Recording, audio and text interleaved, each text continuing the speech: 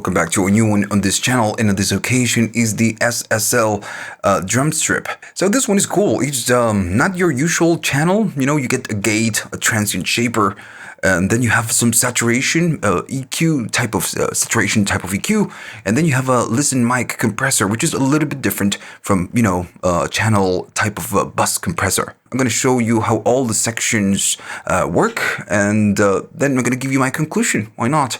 I have a tiny little snare right here. If I play it back, you can hear that it's super long. So what I want to do, I want to use the gate to, gate it. Now, of course, you have the in gain. If your source is too quiet or too hot, you can just cut or you can just boost.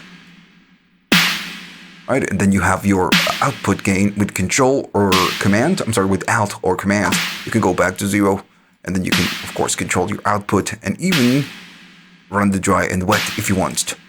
So, okay, so as soon as I turn the gate on, you can hear that it kind of works.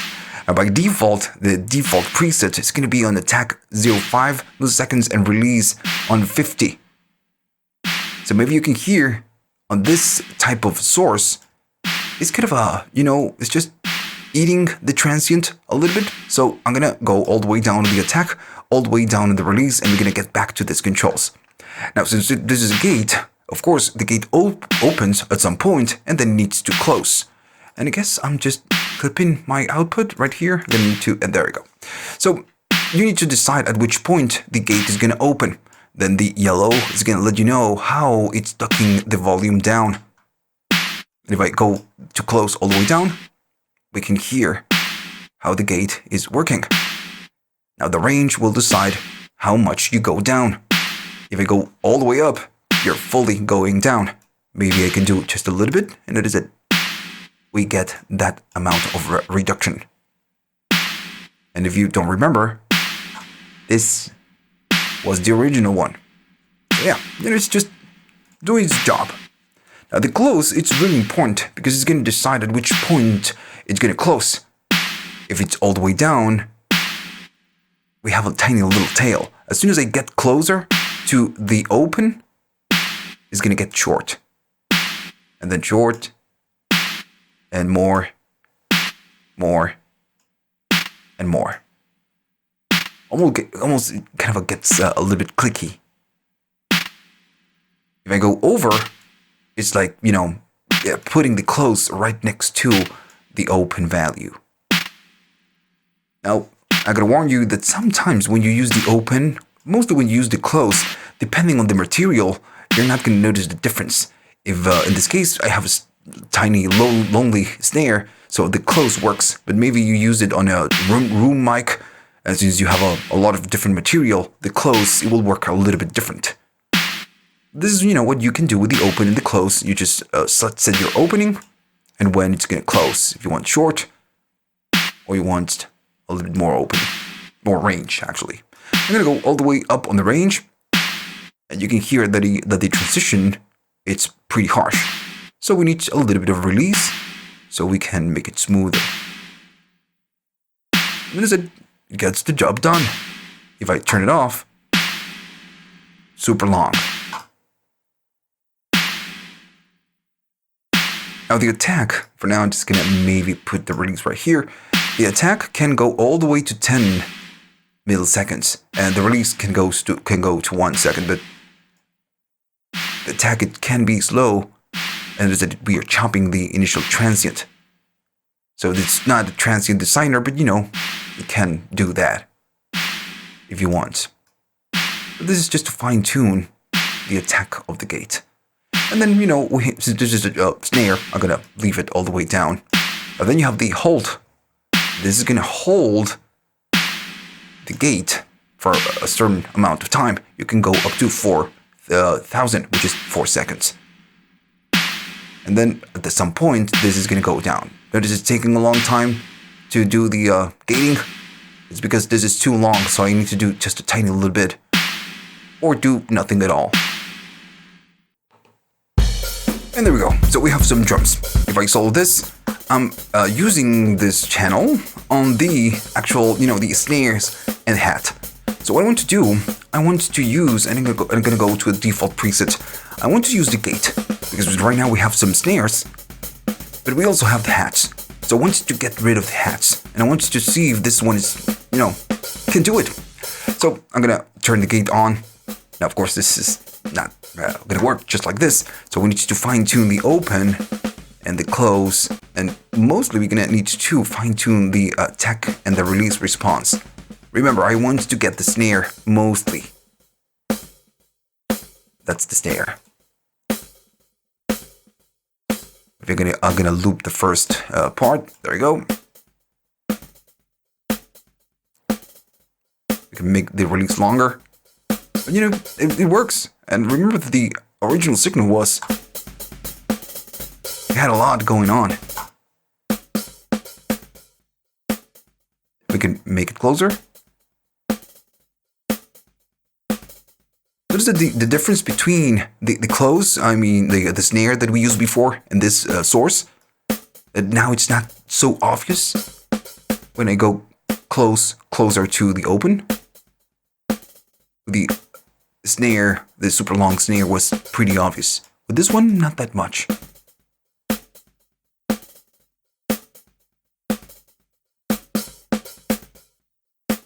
There you go. So again, if I want to isolate something, this can do it. Okay, so then we have the transient shaper, and this one it's interesting because it works a little bit different from other transient shapers.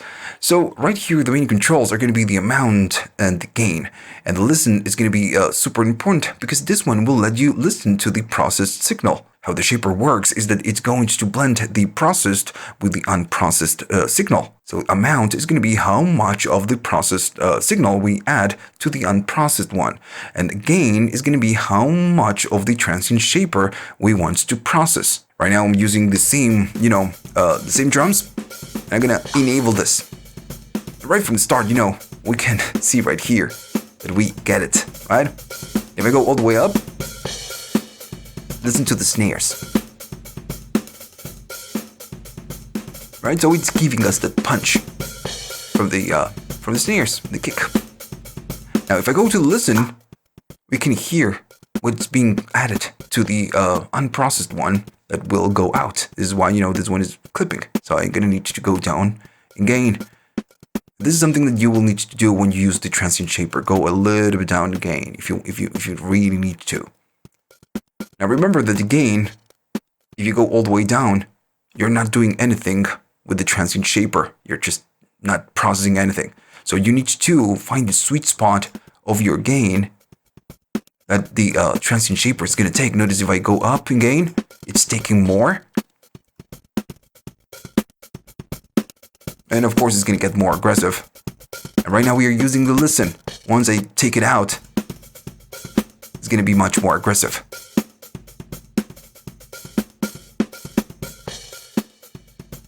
That's maybe too much. Right? Just completely different. Now, of course, I'm just overdoing it so we can hear. So you can hear what this is doing. Now, since you're picking transients up, the speed is going to be the length. If you do too much, you might miss the transients. And my advice would be to use this. Maybe I can do a little bit more gain. And I'm going to go to 100% of amount so we can really hear. If I go all the way down, this is super fast. But if I go all the way up, it's just super slow. It's just not taking the transients. We're not, grabbing the transients at the right point. So again, just like the gain, you just need to fine tune the speed. And I guess for this one, maybe around here, just to pick that snare, it's fine. And then you just you get out of listen and you just compare the processed with the unprocessed one. Alright, so again, it's just a little bit different from other transient shapers where you only have two buttons. You have the attack, and then you have release, or you have initial, or you have tail. You always have only just two knobs. What we are doing, we are adding punch with the transient shaper, and I guess that's just pretty common. What if we wanted to do the opposite? So, well, that would be the invert. If I invert, instead of add, is going to subtract from the unprocessed signal. And if we do listen, we still hear the same thing that we do without the invert. So this is what we are just taking. And then we are taking it when we get out of listen, we do the blend. So instead of adding, we are subtracting. And we get, the same thing than before. But we are taking the punch away in this case.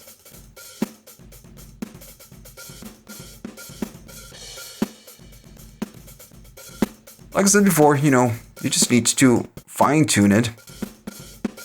Now, in my opinion, like I said before, this is a little bit different from other transient shapers. So sometimes it's just gonna give you what you want, and sometimes it will not. You might need to go to a different transient shaper. Alright, so this is how this one works.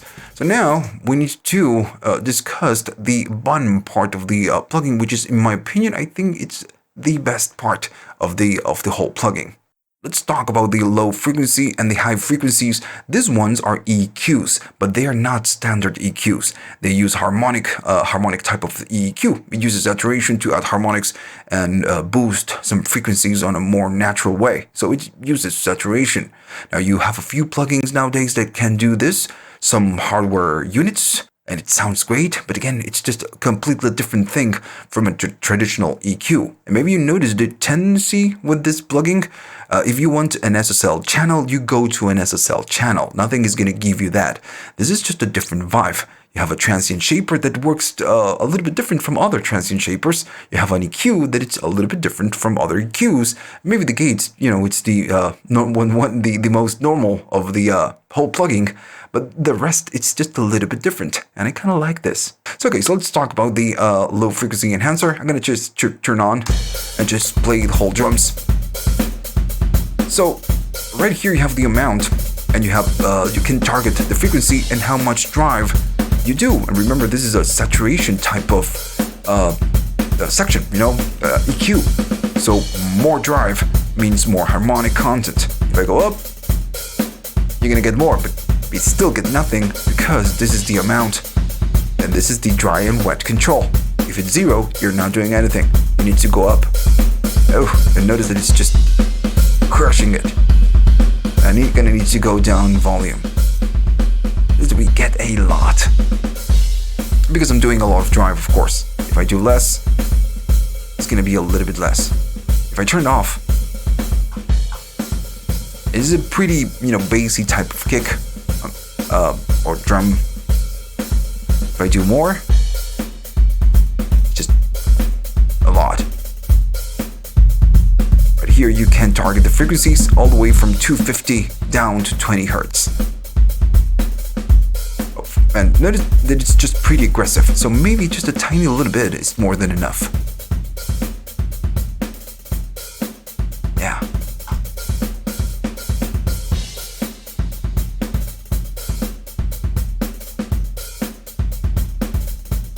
Cool, right? Like I said before, not the traditional type of EQ. Now this one, it's pretty subby. So if you're just wondering, can I use this on a more electronic type of music, between quotes, electronic type of music or more modern? Well, yeah, of course, this can really enhance the low end. So just a little bit different from your traditional EQ.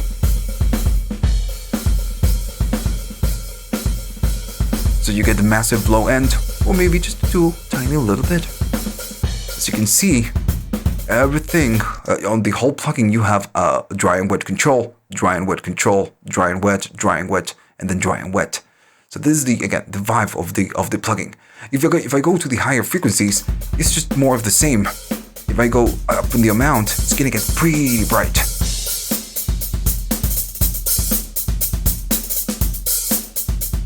So you need to select the right amount of blend, and of course to target the frequencies that you want. I'm gonna go up, so it's just super obvious what we are sweeping or just selecting.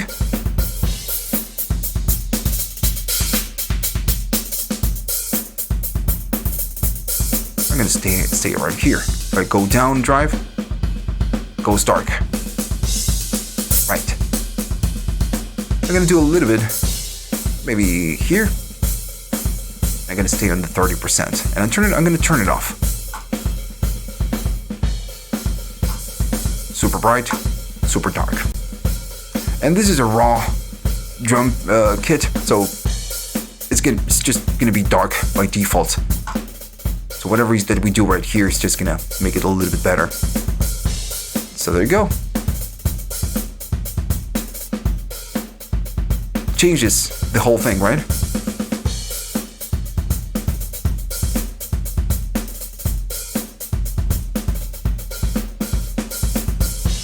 Alright, so one thing that you need to remember is that you can be aggressive. Maybe let's say that you want to use the EQ because you like it. I'm going to do a lot of boom and a lot of maybe high end. Let's just pretend, right, that I want you to do this. If this is just way too aggressive, at the end of the chain you have your dry and wet. This is why you get it. I go down in the dry and the wet, we get something a little bit more just normal. And now we can compare.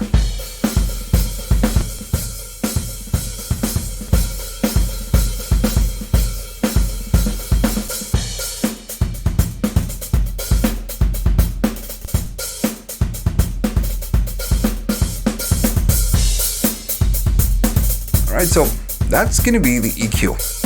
Again, it's pretty special, and I guess now we need to talk about the most special part of this plugin, which is the Listen Mic Compressor. This one, again, is just very special. Okay, so let's talk about the Listen Mic Compressor. This one is very special, and it's not a bus compressor, it's not a channel compressor, it's a high ratio, fast type of compressor. And right here you have very simple controls. You have your dry and wet, you have your how much compression you do, and then how much makeup gain to compensate. That's it. And this is the on. So, you know, I'm going to talk about this one, but then, you know, the on, off, and that's it. You know, you don't have a lot of more controls. And this one sounds more like 1176 all buttons in, or maybe a bridge mode, which is the same thing, which is great. You know, you can load other traditional compressors after this one, like your traditional SSL channel. But this one, you know, gives you that highly compressed, smashed type of sound. I'm going to just play it back. And right now I'm not doing any compression. I'm going to crank it up. As soon as I go up, notice it's just 20% and it's just smashing it. If I go up, keep going up, goes down in volume, so and you're going to need to compensate the gain. Yeah, it's just smashed, completely smashed. And I'm on 50. What happens if I go up? Is more. Now it's maybe too much. Now, like I said before, it gives you this all buttons in deal over type of sound. Now, having the dry and the wet right here is super important, because since you're smashing it, you can do parallel compression. So, going down to the dry and the wet, you can do a little bit of smash without, you know, ruining the whole thing. Maybe it's just too much. I'm gonna go down, and I'm gonna go down again. This is how it sounds, fully wet. I'm gonna get just a tiny little bit. Now, if I turn it off, we lose that excitement that, you know, the smash channel can give you. I'm gonna do less, even less.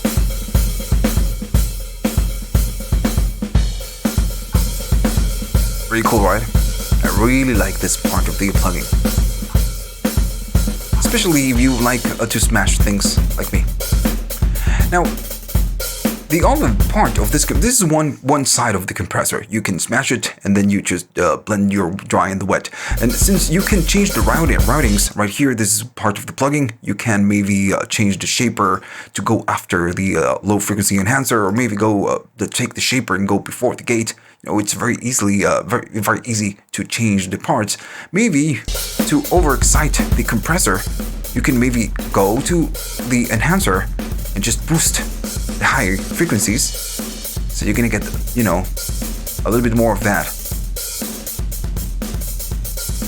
Or maybe you can go after the Listen Mic Compressor and boost whatever it is that you're smashing. Super cool, right? I really like this part. So this is one side of the Listen mic compressor. You know, the 1176 British mode. Cool, that's fine. The other side is going to be the narrow band. This one, what will give you is the Listen mic, kind of a talkback type of sound. So with this one on, the compressor works on the full frequency range, but if you enable this, it's gonna work more in the mids. So if I turn it off, I mean, notice that we are just matching the lows and super highs, but this one is on a different part, right? So it sounds like a talkback type of microphone. And just like this, again, like I said before, we can use the dry and the wet and get a wonderful sound. And if I turn it off, pretty dry.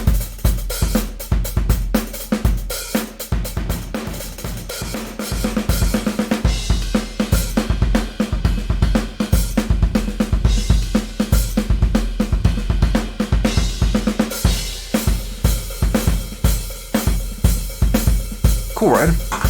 Yeah. This is the first time I find this type of compressor. I've never seen this on a plugin format. You know, the narrow band. This is the first time. Which is, you know, if you think about this, this is something that you can do with a different plugin, maybe just using an EQ and then just, you know, putting a different type of compressor. You can do it, but you know, right here you get it on one single interface and one single unit. And like I said before, the EQ and the compressor are just my favorite part of this plugin. Alright, so now I guess it's time for my conclusion, and this is my opinion. You always need to download, try the plugin, and if you like it, you get it. If you like it, if you don't like it, you don't. Simple as that. Now, at the beginning, when I got this, I was expecting the usual SSL EQ, compressor, and gate. This is what I was expecting, and I was not very excited at all. And I thought, you know, it's just another channel. But you know, it's not that. For that, you have your SSL channel, or you have whatever iteration of the Brainworks that you get, or maybe the UAD one, and so on and on. But this one is different, and I'm glad it is. And the gate works, you know, just gets the job done. The enhancer, it's just pretty cool. Just a nice EQ. You get this smashing compressor. It's not for everything, of course, but you know what it does? It does it well. Then at the bottom you have undo or redo and the A and the B, which is always super useful, just like like storing presets, of course. And you know, you have a lot of presets, not a million presets. You get some, but you know, I guess it's fine. And one thing that you cannot do, and it's kind of weird, you cannot resize the plugin. You know, you can even change the order of the different sections, but you cannot resize it. Maybe I'm just missing something, but I couldn't find the resizing option, which in my opinion, nowadays, this is something that SSL needs to address, because it's a standard. All plugins can resize. So if maybe SSL is listening, maybe this could be something that you could add to the future, right? To the future version of this plugin. Okay, hopefully now you understand the plugin a little bit more and you know a little bit more about the plugin. If you liked all of this, please like the video and subscribe if you can.